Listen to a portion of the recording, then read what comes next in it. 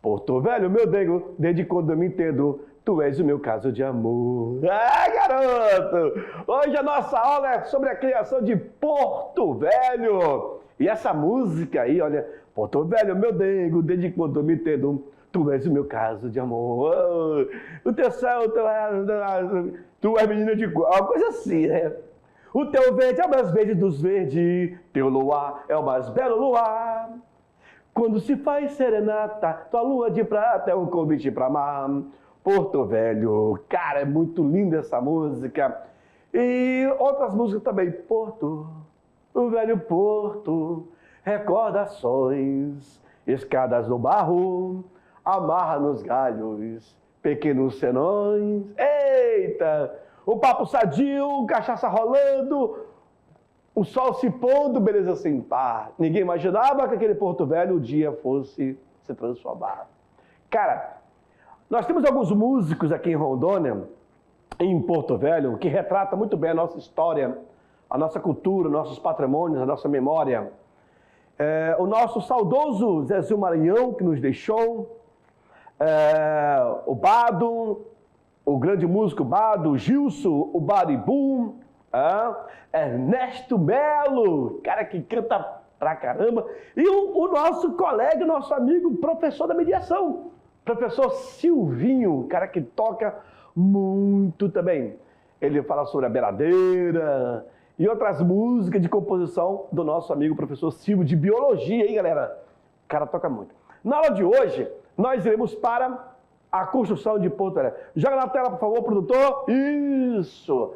Deixa só o carimbar aqui. Eu vou... Pronto! A minha caneta já está pronta. Na aula de hoje, irei falar sobre a criação da cidade de Porto Velho. Qual a relação com a estrada de ferro Madeira Mamoré? O significado do nome Porto Velho. Os primeiros bairros. Quais foram os primeiros bairros? E também vamos falar sobre os grupos políticos que atuavam aqui na cidade. Vamos lá, então. Relação da estrada de ferro Madeira Mamoré. Que relação era essa? Essa aí é Porto Velho, uma imagem aérea, Diário da Amazônia, que nós pegamos, né? Aí é o complexo ferroviário, que foi restaurado em 1914, certinho? E aí é onde começa, de fato, o Porto Velho. Daqui a pouco vocês vão ver também uma externa que nós criamos para vocês. No ano de 1907, nasce sobre a estrutura da estrada de ferro Madeira Mamoré a cidade de Porto Velho, dando origem ao mais novo empreendimento industrial de grande vulto daquela época. Essa imagem que vocês estão vendo, aqui é a Avenida 7 de Setembro e aqui é a Avenida Rogério Weber. Certinho? Porto Velho, na década de 70. Ei, olha só os carros que estão aí estacionados. Só carrão, né? O Fusquinha tá aqui, ó. C10... Esse carro aqui é bem antigo.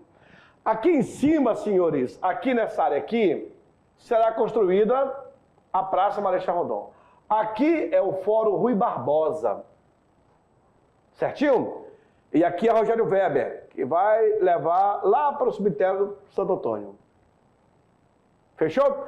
Aqui nessa área vai ser construída a Praça da FEB, da Força Expedicionária Brasileira. Bem aqui do lado eu tenho os Correios, certinho? Isso era Porto Velho, na década de 70. Uau!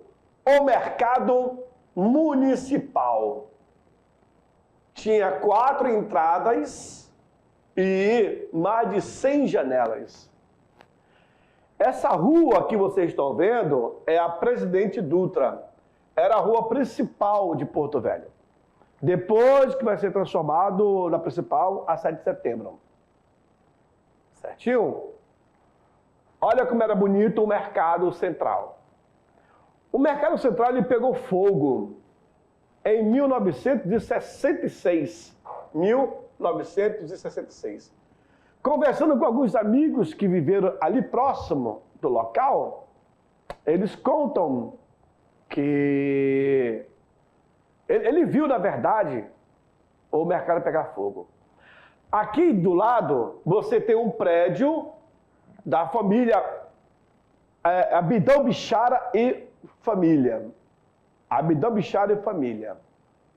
Esse aí é o prédio. Aqui atrás, senhores, eu tenho o Hospital São José. Aqui que eu nasci. Aqui, o Hospital São José. Nasci em 1971.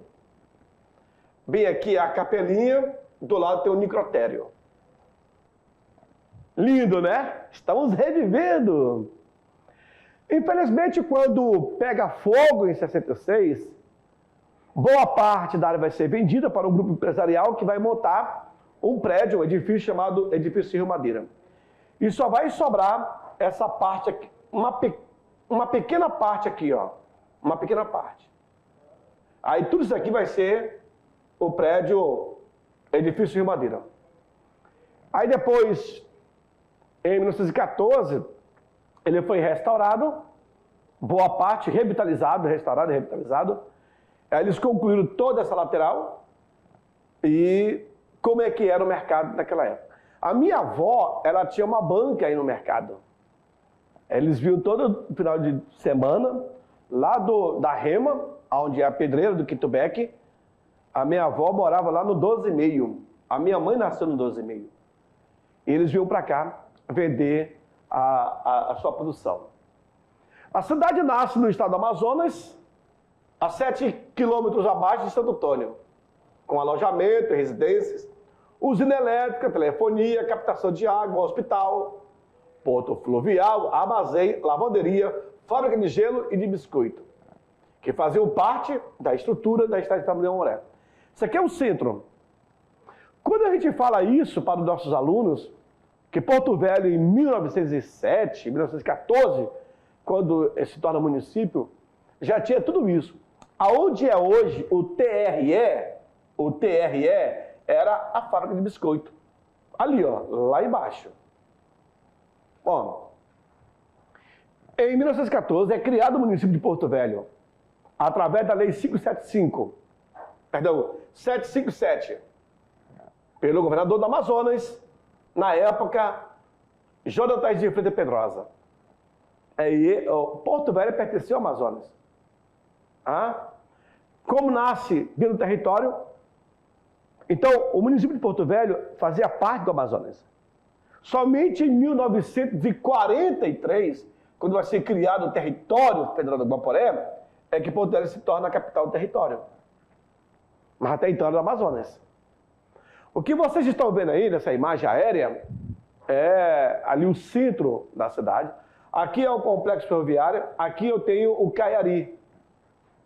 Certinho? De 1915 a 1924, o superintendente major de engenharia do Exército, conhecido como Fernando Guapendaia, é ele que vai administrar a cidade. Guapendaia, ele administra de 15 a 24. Basicamente aí 9 anos. De 24 a 30, quem vai legislar, Porto Velho deixa de ter o seu poder legislativo devido ao governo revolucionário do Amazonas em 1930. Então, passa a ter essa incumbência. Vejam agora aí esse pequeno documentário que fala sobre o surgimento de Porto Velho. Assistam. E Porto Velho surgiu exatamente nesse local que eu estou. Isso no ano de 1914.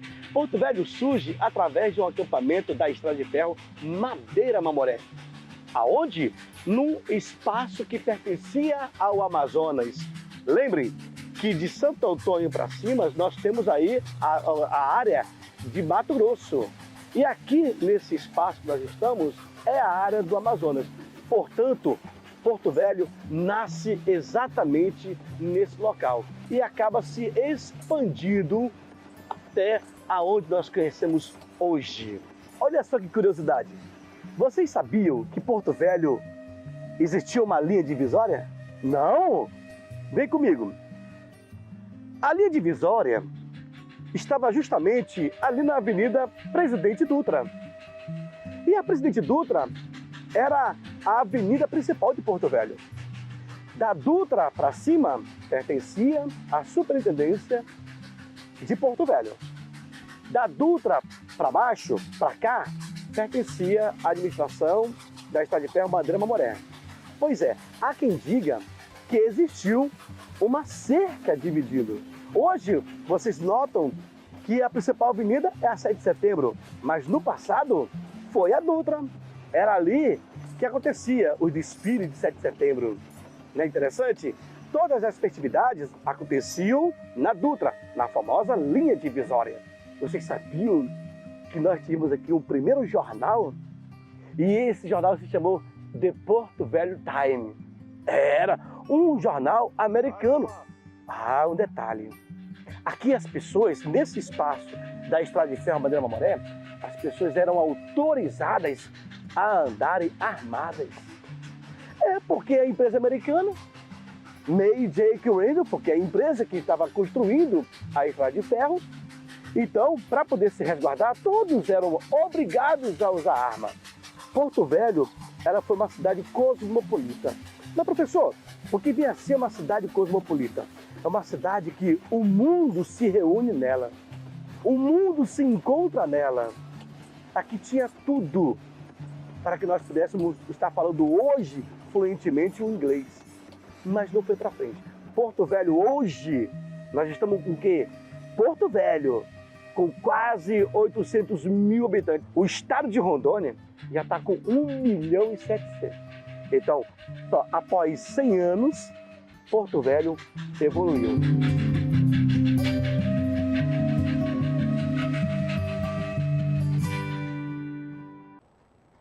Ok, e aí, ficou massa, né? A nossa externa? Pois é. Porto Velho, então, acaba surgindo ali no complexo ferroviário. Assim que chega os trabalhadores, os equipamentos, paralelo ao complexo nasce, então, uma pequena vila que vai ganhando corpo, proporções, até que chega em 1914 a se tornar um município. É, garoto. Joga no quadro, acompanha então comigo. Vamos lá. Vamos para o significado do nome. Alunos, vejam essa imagem dos trabalhadores da ferrovia. Estão em um batelão, que eles chamam, que é um canoão, e carregando aqui algum produto, né? Tudo isso para ali, para a Estrada de Ferro Madureira Mamoré. Vamos lá. Os motivos para a origem do nome de Porto Velho. Talvez, aluno, você já ouviu falar o significado dos nomes.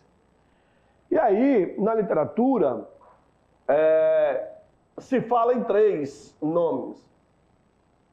Um acaba entrando por curiosidade, mas o certo seria apenas 2 nomes. Essa imagem que vocês estão vendo, aqui eu tenho um palácio Getúlio Vargas, aqui eu tenho a Unicentro, aqui as 3 caixas d'água, aqui o colégio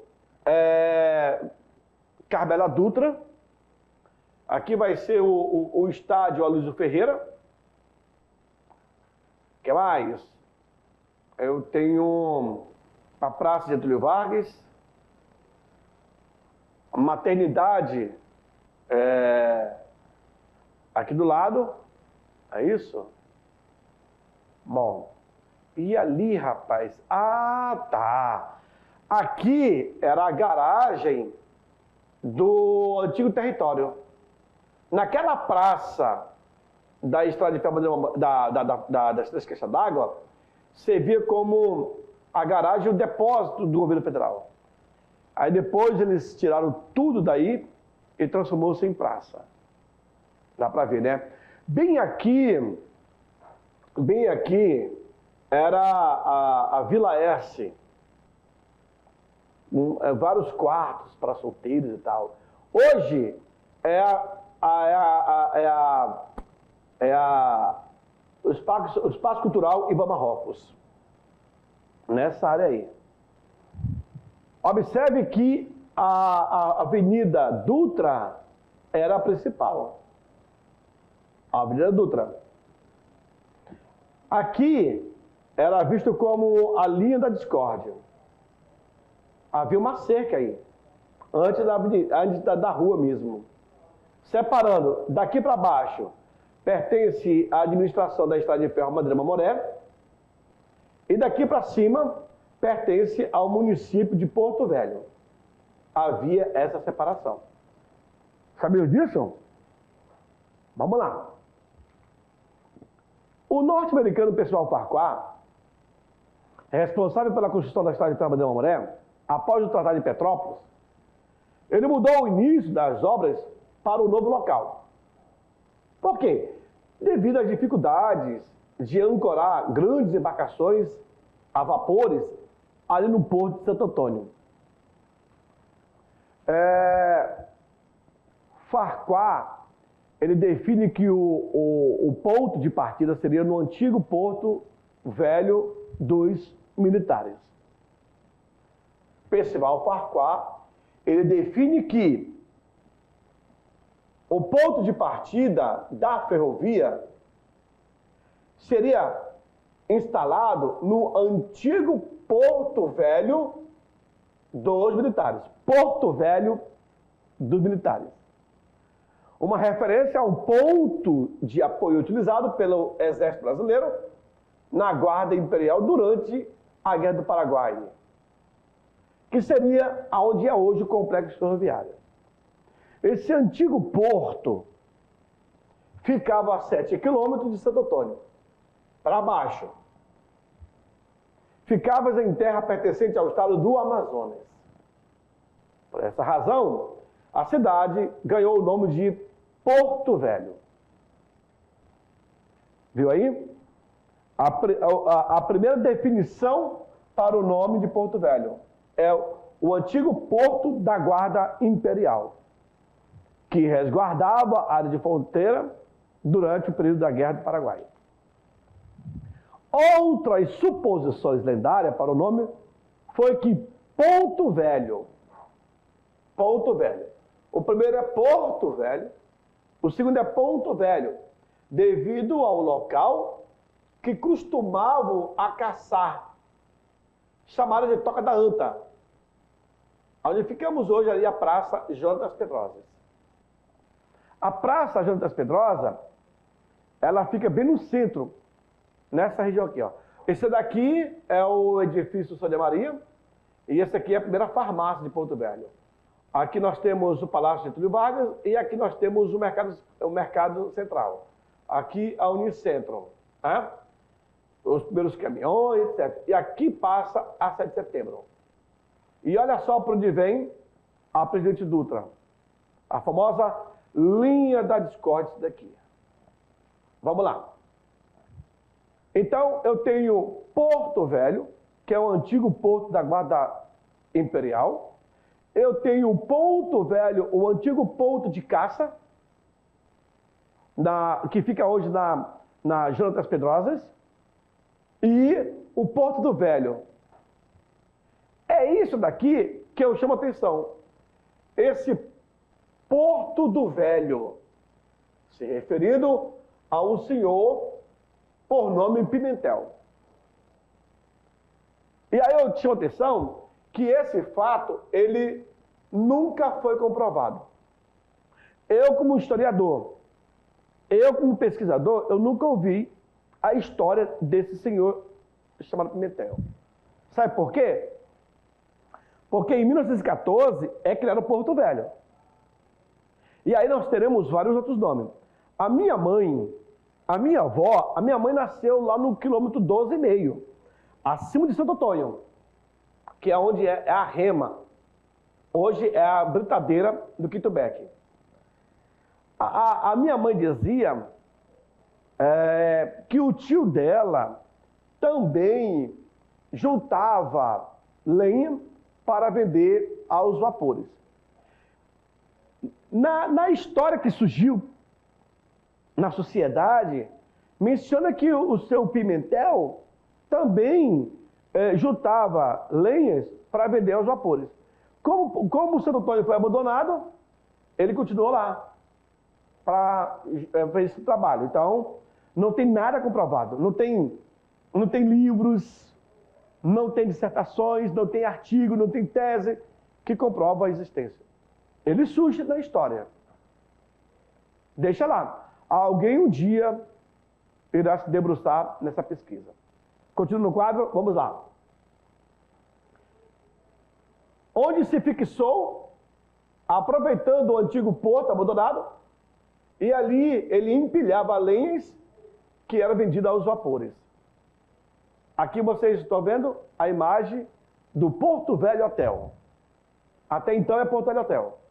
A partir de 1981 é que passa a ser Unicentro. Lindo, né? Lindo.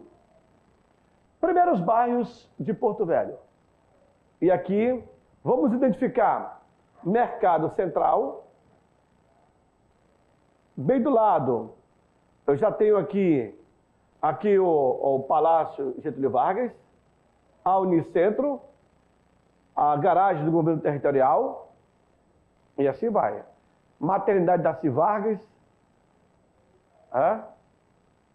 Era bonito Porto Velho, cara. Eu cheguei a ver essa casa aqui, ó, bem na esquina. Ela foi demolida. Vejam, Porto Velho em 1949.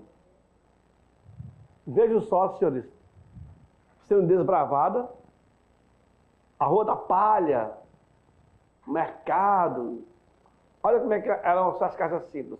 Inclusive ali na Carlos Gomes, quase em frente ao Classe A, nós temos uma casa de madeira antiga, da época, que mantém os mesmos traços. E a pessoa acho que não vende, a família não vende, mas ela é curiosa, quem passa por lá e vê que a antiguidade permanece em tempos atuais. A obra Dossiê Rondônia, o rio que nos une, Educação, Migração e Cultura nestas paragens, organizada pelos pesquisadores do IFRO, Cledenice Blackman, Gilberto Paulino da Silva e Rosa Martins da Costa Pereira, tece considerações sobre o espaço de vida no estado de Rondônia, sobretudo em Porto Velho e Guajará-Mirim, e sua espacialidade com outras cidades unidas pelas terras e águas amazônicas. A vida dos familiares dos trabalhadores afro-antilhanos mudou a dinâmica do crescimento populacional.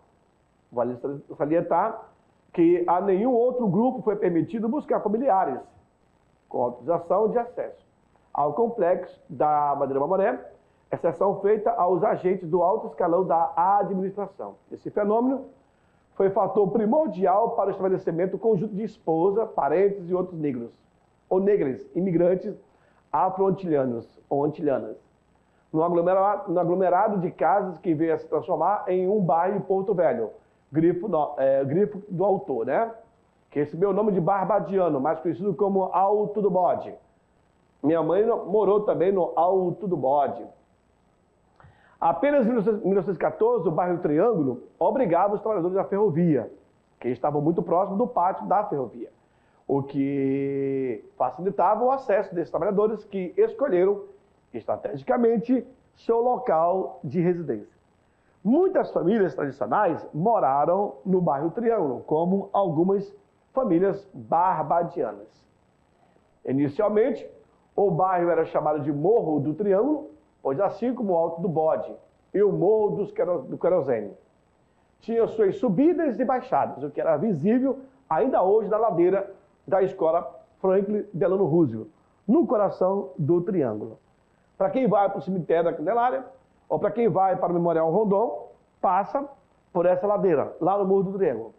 É o Morro do Triângulo, é o Morro do Querosene, chamado. O Caiari, ele irá surgir como principal conjunto habitacional do Brasil, criado durante a gestão do Aloysio Ferreira, que procurou nacionalizar a ferrovia e vai ser o primeiro governador do território federal do Guaporé. O bairro Caiari são 5 quadras, com cada quadra um estilo de casa. Nós sabemos que uma casa hoje, ali vale muito dinheiro, porque é o espaço central de Porto Velho. Os carros antigos daquela época aí, ó, vagando pelas ruas da nascente cidade. Essa é a cidade de Porto Velho hoje. Vamos tentar se localizar, mesmo no escuro? Vamos! Aqui, deixa eu ver. A brigada. Tá difícil, tá não? Aonde nós estamos aqui? Deixa eu me sintonizar. À noite fica mais difícil você procurar se localizar, né? Aqui parece aquele tribunal que foi criado agora, ali atrás da brigada. Tá aparecendo ele, na Piro Machado. Não sei se vai ser. E eu não sei em que ângulo eu estou para poder ter uma definição. Não dá não. Não dá não. Tá difícil. Tá difícil. Talvez é da Jorge Teixeira também. Pode ser que tenha. Eu não vejo até esse caixa d'água aqui. À noite fica mais difícil. Mas Porto Velho, o que nasceu uma simples... Conhece o local? Também não dá para identificar, né? Não dá. Talvez isso aqui na Jorge Teixeira, lá na Procuradoria do Estado de Rondônia, a DPE, Departamento, pode ser na Jorge Teixeira, são ruas bem largas, né? Mas não dá não, à noite fica mais complicada. Porto Velho cresceu muito, se nós formos contar aí, eu acho que tem para mais de 500 prédios em Porto Velho, mais de 500. Eu posso estar errando, pode ter até 1000, mas tem muitos prédios. A cidade que nasceu, a vila que nasceu em 1907, se torna município em 1914, chegando hoje, em 2023, nessa imagem que vocês estão vendo. Linda, né? Vamos falar sobre agora o grupo político? Pois é. Nós temos aí os grupos políticos que acabaram dominando o espaço social aqui em Porto Velho e também em Rondônia. Como os demais territórios brasileiros criados em 43, aí eu tenho Amapá, Ponta-Porã, Iguaçu e Rio Branco e Roraima. O território federal do Guaporé, hoje Rondônia, possuía uma constituição política que, ao nível da representação, era incompleta na medida em que não previa a existência da maioria das instâncias legislativas e executiva, eleitas pelo sistema de representação popular.